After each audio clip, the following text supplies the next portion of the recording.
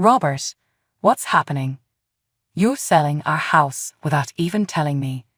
I didn't want to bother you. You've been stressed with work. Seriously.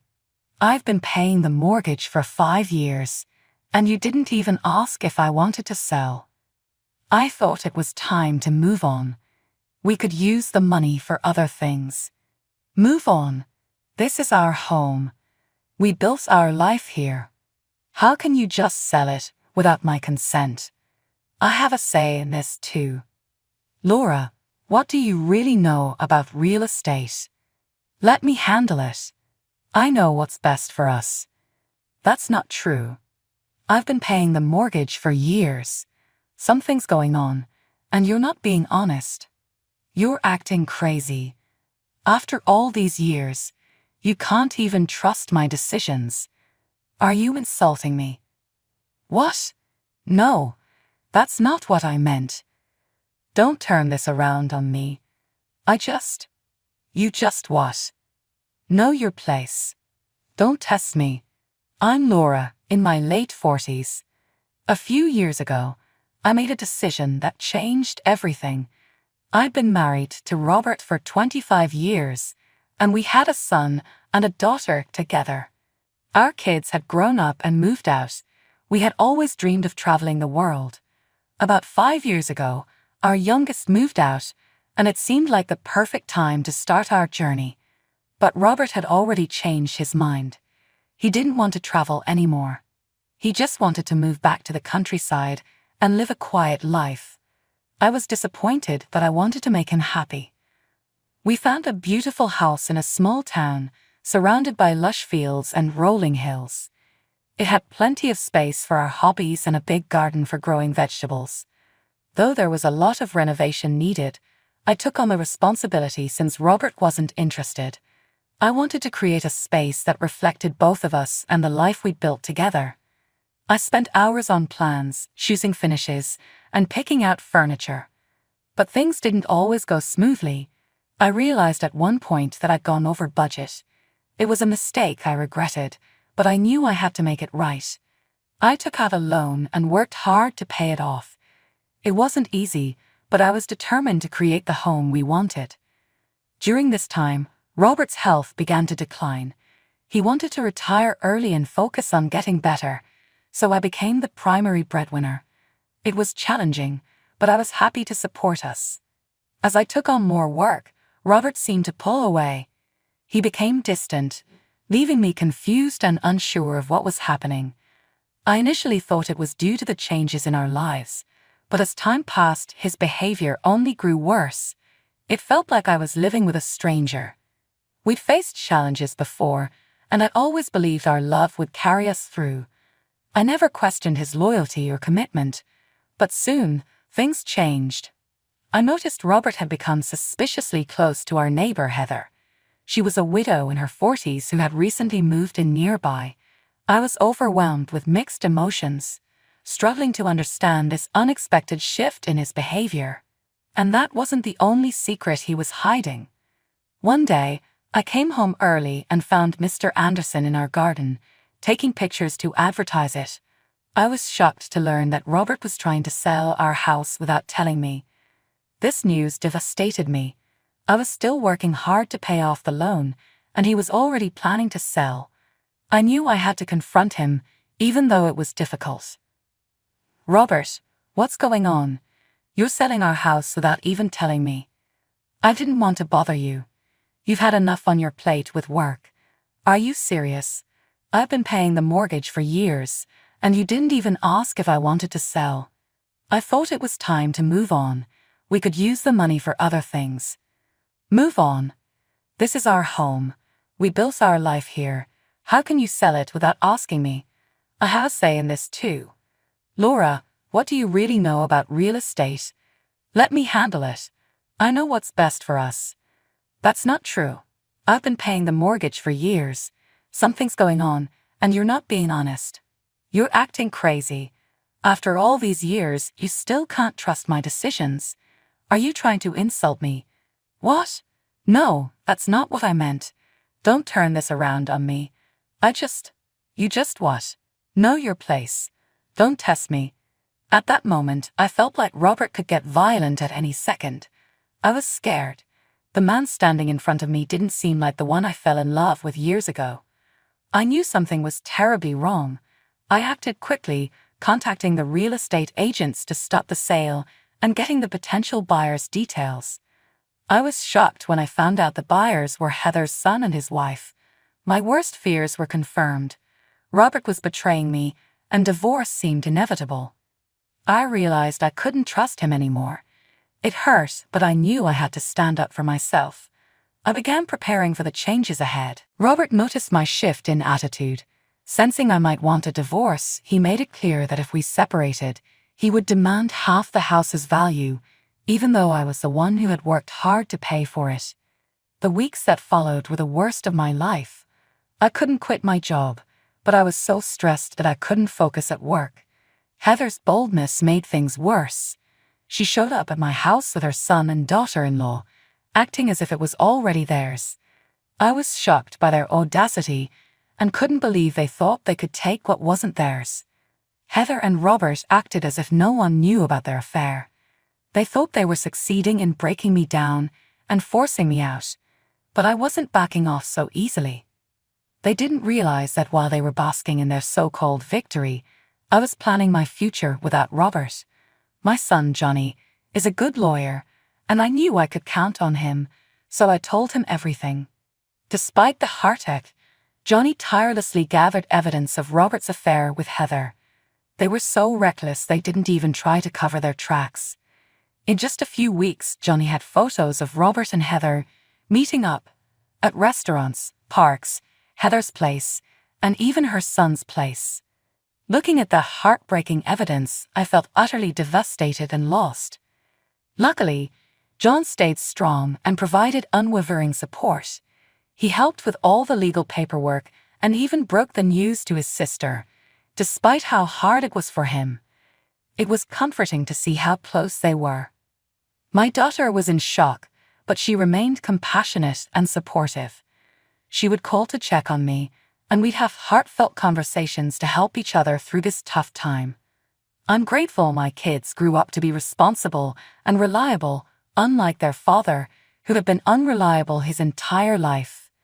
With everything in place, I was ready to make the big move.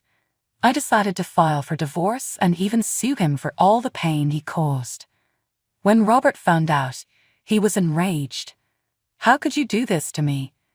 Do what? Turn against me? What were you thinking? No, Robert, I have to ask you that question. What question? How could you do this to me? What the hell are you talking about, you wicked witch? You know exactly what I'm talking about. How could you drag our son into this? You've ruined our family. You've ruined this for me. No, Robert, you've ruined our family. You've ruined it for yourself.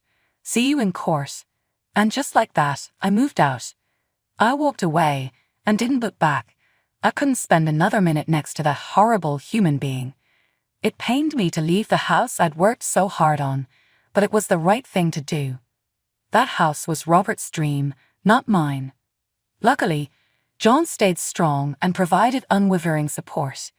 He helped with all the legal paperwork and even broke the news to his sister, despite how hard it was for him. It was comforting to see how close they were. My daughter was in shock, but she remained compassionate and supportive. She would call to check on me, and we'd have heartfelt conversations to help each other through this tough time. I'm grateful my kids grew up to be responsible and reliable, unlike their father, who had been unreliable his entire life. With everything in place, I was ready to make the big move. I decided to file for divorce and even sue him for all the pain he caused. When Robert found out, he was enraged. How could you do this to me? Do what? Turn against me? What were you thinking? No, Robert, I have to ask you that question. What question? How could you do this to me? What the hell are you talking about, you wicked witch? You know exactly what I'm talking about. How could you drag our son into this? You've ruined our family. You've ruined this for me. No, Robert, you've ruined our family. You've ruined it for yourself. See you in court. And just like that, I moved out. I walked away and didn't look back. I couldn't spend another minute next to that horrible human being. It pained me to leave the house I'd worked so hard on, but it was the right thing to do. That house was Robert's dream, not mine. Worse yet, my husband was exposed and humiliated in front of our children.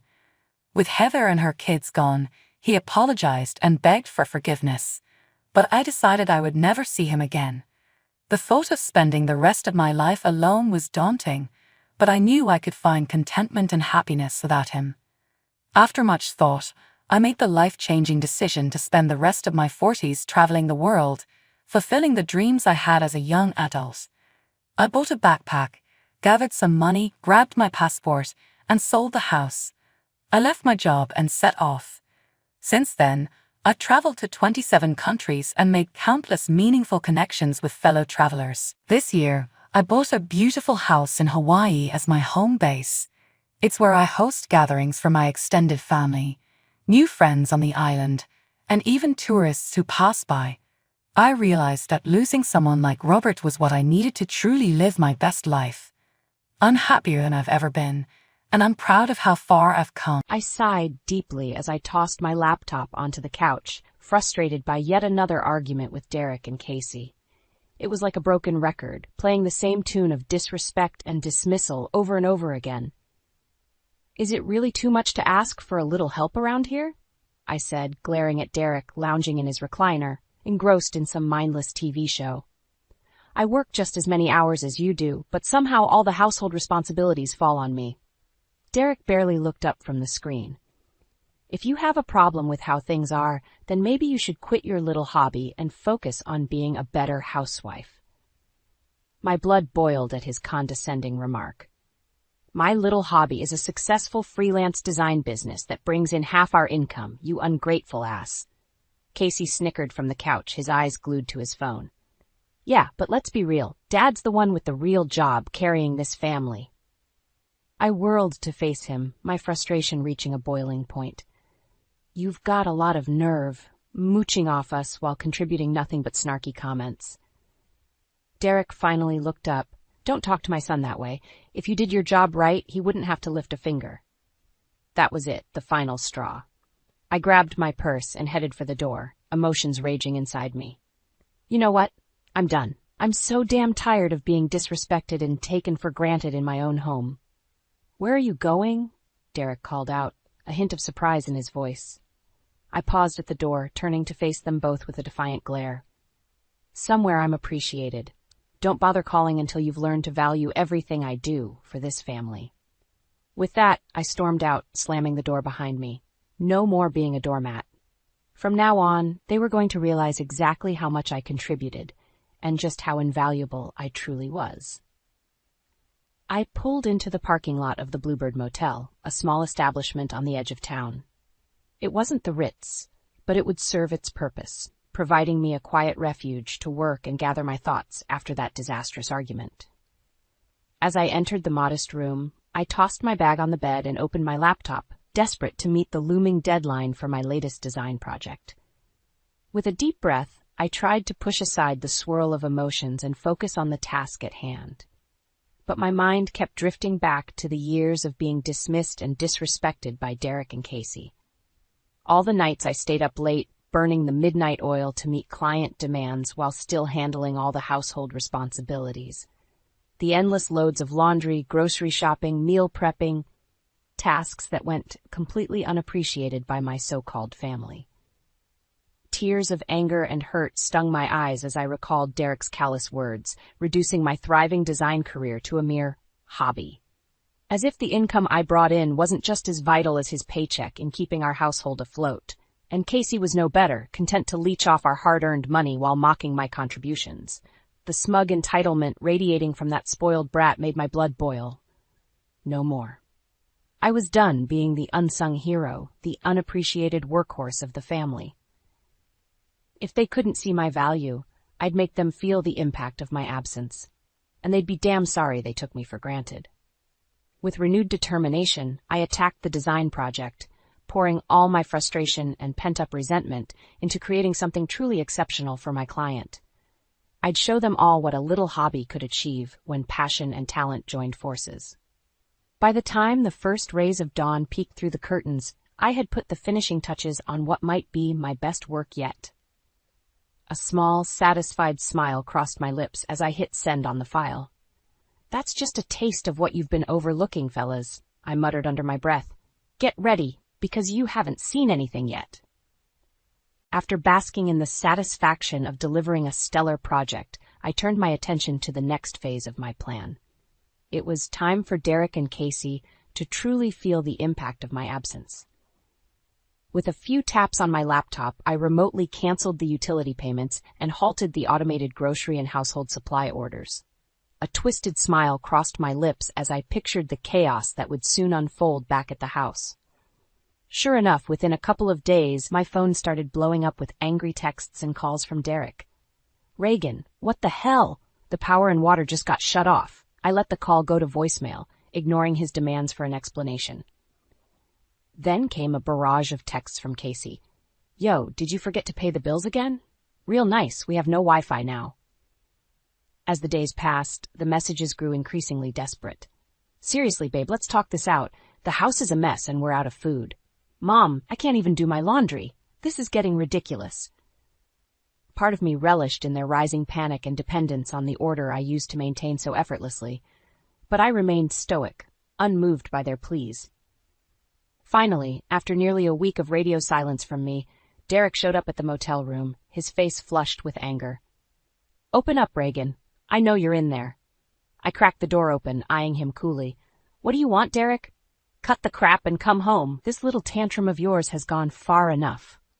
I laughed derisively. "Tantrum? I'm simply giving you both a glimpse of what life is like without me handling everything."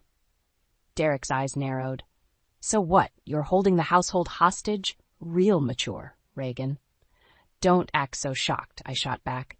"You'd think after all these years of me running the show you'd have a little more appreciation for everything I do." To my satisfaction, Derek's bravado faltered, seemingly at a loss for words. "Don't worry," I continued. "I'm happy to restore order and make your life comfortable again. But first, you're going to start showing me the respect I deserve around here." With that, I shut the door in his stunned face, leaving him to stew in the disarray he once took for granted. A couple days after my confrontation with Derek at the motel, I decided to pay my mother, Vivian, a visit. I needed a break from the escalating tensions with my husband and stepson, and her place had always been a peaceful refuge. "Honey, it's so good to see you," she said as she ushered me inside, "though I wish it were under better circumstances." She gave me a concerned look. "Derek called, ranting about you refusing to come home. What's going on?" I sighed, plopping down on her well-worn couch.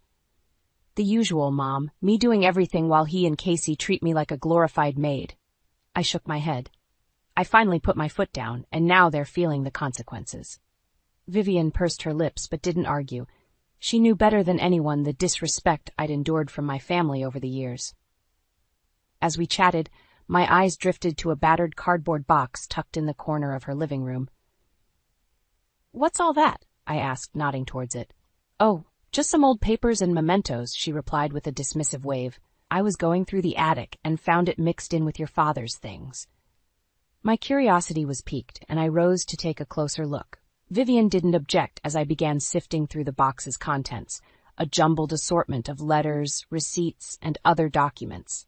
That's when I spotted it, a stack of banking statements and overdue notices from several credit card companies, all addressed to Derek.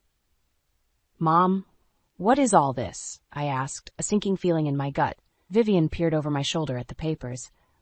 "I'm not sure, dear. Your father never mentioned anything about money troubles." As I examined the documents more closely, it became disturbingly clear that Derek had been hiding massive debt from reckless gambling by the looks of it. And based on the dates, this had been going on for years, long before we'd even met. Anger and betrayal lanced through me as I realized he must have been siphoning funds from our joint accounts to cover his losses and avoid collections. Memories flashed of all the times I'd carefully budgeted for household expenses, only to have my figures thrown off with no explanation. My hands shook as I gathered up the damning paperwork. That lying, cheating bastard! Vivian's eyes widened at the venom in my voice. Reagan, what's going on? I took a deep breath, steadying myself as I rose. Just found another reason to stick it to Derek, that's all. I marched out of her house, plans for revenge taking shape in my mind. Derek wanted to see how valuable I was to our household? Well, I was about to demolish his world, starting with the crumbling financial facade he'd worked so hard to maintain. Armed with the evidence of Derek's deceit, I felt a renewed sense of determination. It was time to take my revenge to the next level and really make him squirm. I marched back to the house, the box of incriminating documents tucked under my arm. To my surprise, the front door was unlocked.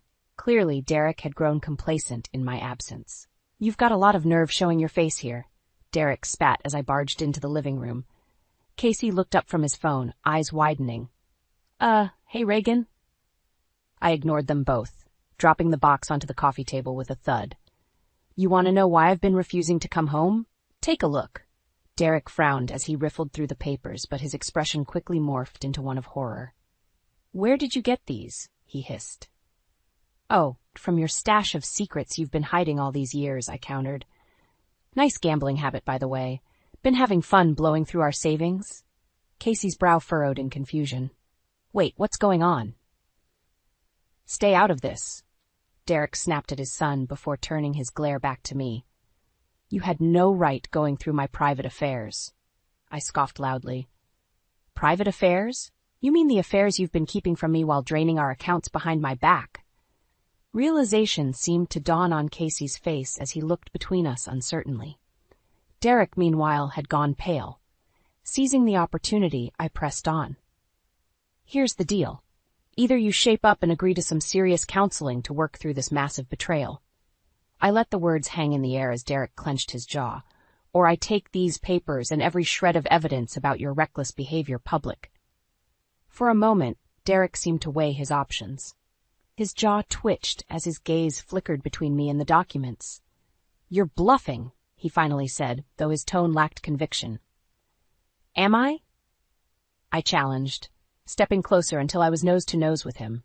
After all these years of me covering for you, playing the dutiful wife while you ran around like a selfish child, I'm done with your crap, Derek. It's time to face the consequences. Derek opened his mouth to respond, but seemed to think better of it. A tense silence stretched between us, the air thick with unspoken anger and resentment. Finally, Casey cleared his throat. Maybe you guys should just, go to that counseling thing? His expression was almost pleading as he looked imploringly at his father. Derek's nostrils flared, and I could see the war raging behind his eyes, pride battling pragmatism. With a decisive sneer, he seemed to make his choice. Forget it, he spat, whirling on his heel and storming out of the room, leaving a stunned Casey gaping after him. A cold smile crept across my lips. If Derek thought this was the end, he was sorely mistaken. I was just getting started. Derek's obstinate refusal to face his issues and attend counseling was the final straw. If he wanted to cling to his misguided pride, so be it, but he wouldn't be dragging me down with him any longer. It was time to expose him for the deceitful, reckless man he truly was. I spent the next few days meticulously gathering evidence, documentation, and personal accounts that portrayed Derek's shameful behavior. With a little creativity and some slick graphic design work, I crafted a damning expose that left no room for doubt regarding his gambling addiction and shady financial dealings. Finally, I took to social media and various community forums, blasting out the incriminating compilation far and wide. Within hours, the reactions began pouring in. Oh my God, I had no idea the Moros were dealing with this. Derek always seemed like such a stand-up guy. This is horrible. How could he do this to his wife and family? Disgusting. I watched with grim satisfaction as Derek's meticulously crafted public image crumbled in the wake of his hidden indiscretions being aired for all to see. But I didn't stop there. No, Derek's humiliation would be complete.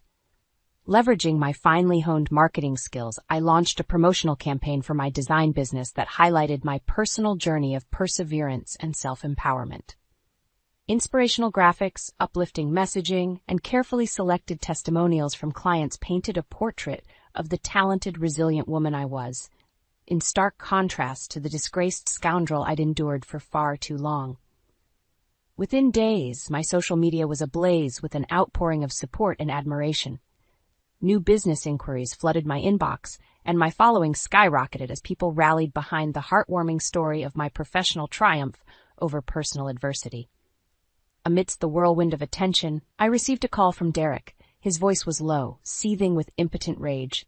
"You're ruining me," he growled. "Is that what you want? To see your husband lose everything while you bask in the spotlight?" A cold smile crossed my lips as I reveled in his pain. "I want the world to see the truth about who you really are," I replied evenly. "As for me, I'm simply rising from the shadows you kept me trapped in and shining a light on my own worth." There was a pause, then Derek exhaled a shuddering breath. "You're going to regret this," he grated out, then abruptly hung up. But as I surveyed the overwhelming positivity surrounding my newly empowered image, I felt nothing but vindicated resolve. Derek had sown the seeds of his own demolition. I was simply the one bold enough to finally reap what he deserved. In the aftermath of my explosive revelations about Derek's misdeeds, the fallout was even more satisfying than I could have imagined. His reputation in tatters, he became a pariah, the subject of gossip and disdainful whispers wherever he went. But the true coup de grace was his rapidly deteriorating financial situation. Once the creditors realized Derek's web of lies had been exposed, they wasted no time unleashing the force of their collections efforts. Suddenly, all those gambling debts he'd been frantically juggling came crashing down in one fell swoop. It wasn't long before Derek was knocking at my door again, this time with a very different demeanor. Gone was the arrogant bluster, replaced by the pathetic, almost groveling air of a man watching his life unravel. "Reagan," he began, his voice uncharacteristically meek. "You've made your point. You win, okay? I was wrong and I screwed up badly." I folded my arms and eyed him coolly, unmoved by his obvious attempt to play on my sympathies. "What do you want, Derek?" he sighed, rubbing a hand over his face warily. "I need you to come home. Help me straighten this nightmare out before I lose everything." A harsh laugh escaped my lips. And why exactly would I do that, after all the lies, the deceit, the blatant disrespect? I shook my head slowly. "No, you made this bed, Derek. Time to lie in it." Frustration flickered across his features. "Don't be unreasonable, Reagan. Our lives, our finances, everything is intertwined. If I go under, it'll drag you down too." "Maybe you should have thought about that before gambling away our future," I countered flatly. Derek opened his mouth, no doubt, to offer another guilt-ridden appeal, but was cut off by an unexpected voice. "She's right, you know." We both turned to see Casey emerging from the shadows. His expression hardened. "You only have yourself to blame for this whole disaster." Derek's eyes widened in surprise and hurt at his son's accusatory stance. "Casey, you're taking her side? After everything I've done for you?" But Casey remained resolute, his jaw set in grim determination. "No, Dad. I'm just seeing the truth for what it is, instead of letting you feed me more lies." He shook his head slowly. "Reagan's the one who's been holding everything together while you jeopardized it all with your selfishness." A muscle twitched in Derek's cheek as he struggled to find a rebuttal, but nothing came. In that moment, he looked utterly defeated, just a sad, pathetic shadow of the arrogant blowhard he used to be. I couldn't help but feel a surge of vicious satisfaction at seeing him crumble, forced to confront the consequences of his ego and the crumbling facade of the life he'd built on my sacrifice. "Get out, Derek," I stated flatly, unwilling to let his self-pity sway me further. "I'm done cleaning up your messes." With one last broken glance between me and Casey, Derek seemed to shrink in on himself as he turned and trudged away in silence, leaving me to begin setting the course for my new, unencumbered life. With Derek's pathetic tail between his legs retreat, a massive weight lifted from my shoulders. For the first time in longer than I could remember, I felt truly free, liberated from the chains of his deception and toxic disrespect. The divorce proceedings moved swiftly, as Derek had little ground to contest my demands after the spectacular implosion of his life. I didn't ask for much beyond my fair share, content to start over unencumbered by his mounting debts. As the final paperwork was signed and notarized, I couldn't help but steal a glance at the hollow, broken husk of a man sitting across from me. How quickly the once smug, arrogant Derek had crumbled in the wake of his own hubris. Part of me felt a twinge of pity, but it was overwhelmingly overshadowed by the immense sense of relief washing over me. "This is really what you want?" he asked, his voice barely above a mumble as he stared blankly at the divorce decree. I met his gaze levelly, my jaw set in firm resolution. "It's what I deserve, Derek, to finally be free of your lies and disrespect." He opened his mouth as if to protest further, but seemed to think better of it. With a slow, resigned nod, he scribbled his signature and pushed the papers back across the table. Just like that, it was officially over between us. I was a new woman, unshackled from the unhealthy dynamic that had stifled me for far too long. In the days that followed, I wasted no time in beginning my new chapter. The money from my divorce settlement, combined with the windfall of new business from my viral campaign, allowed me to purchase a cozy 2-bedroom house just outside the city. Simple but chic, it was the perfect fresh start, tailored to my solo needs, though I did make sure to convert the spare room into a comfortable suite where my mom could stay whenever she liked. "This place is just perfect for you, honey?" Vivian gushed as I gave her the grand tour during her first visit. A warm, proud smile crinkled the corners of her eyes as she pulled me into a tight embrace. "I'm so incredibly proud of the way you stood up for yourself." I hugged her back fiercely, basking in the swell of emotion brought on by her unconditional support and my newfound independence. For the first time in ages, I felt complete, self-assured, and in control of my own destiny. Over the following weeks, I settled into my new home and routines with a vigor and optimism I hadn't experienced in years.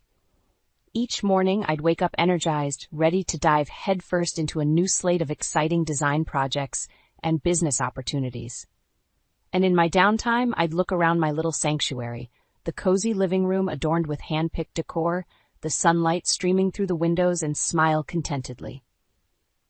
This was my hard-earned reward, a tangible manifestation of the strength and resilience I never knew I possessed.